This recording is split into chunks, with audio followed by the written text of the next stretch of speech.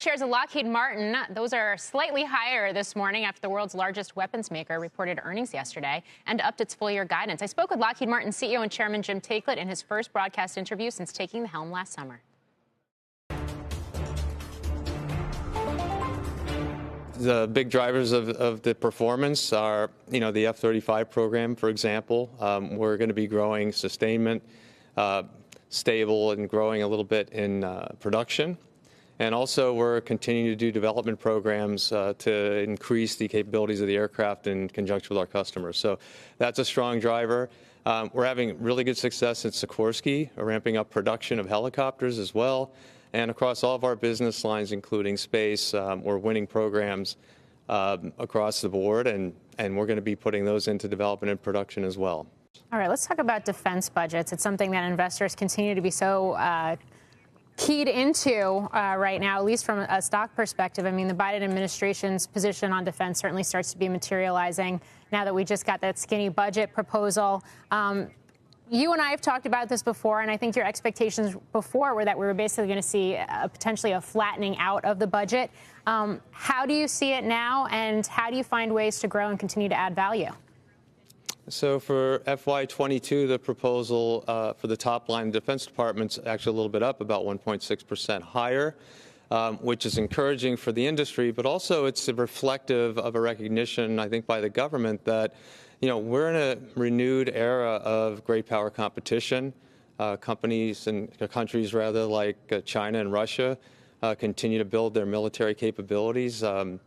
They are acting as if they wish to expand their degrees of freedom and their realm of power. And that would be contrary to the national security interests of the United States. And I think the administration realized that this is a growing problem rather than a shrinking one. So as a result, the defense budget should stay stable and perhaps growing slightly as we now see it going forward. Yeah, how is the threat environment changing, if at all? I mean, how do you see those missions changing, I guess, over the longer term? Well, I think over the longer term, we're going to have to face, especially in respect to China, a country that has a strong production capability. They'll be building ships and aircraft and other military equipment and forces, just as Russia will do. And they're not just doing it in low-tech spaces. They're doing it in high-tech spaces like hypersonics, space, weaponry, and cyber capabilities that could be really disruptive to us. And that drives us at Lockheed Martin to trying to create a higher deterrence through a network-centric architecture where we can tie the systems we have together. And at the end of the day, we may not have the numbers of a China or a Russia, but if we can manage and integrate our systems better through a network-centric approach, I think we can maintain our deterrence and maintain our operational capability as well. So I think it is a new era of competition where we're going to have to bring the best of U.S. technology, both in the defense industrial base, Morgan, and beyond it in telecom and tech industry. And we're really striving to do that here at Lockheed Martin, is bring some of those partners in and work with us.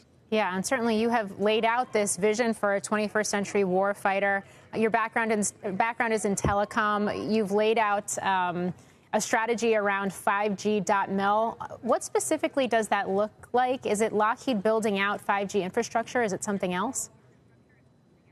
It's not necessarily building out traditional commercial 5G infrastructure, but it's using the technical capabilities and advantages of 5G waveforms and other technologies like distributed computing, artificial intelligence, to really weave together our defense systems in a way that makes them much more capable. So we're really talking about our defense system versus necessarily building a broad network for phones and other things to connect to. Shepard Smith here. Thanks for watching CNBC on YouTube.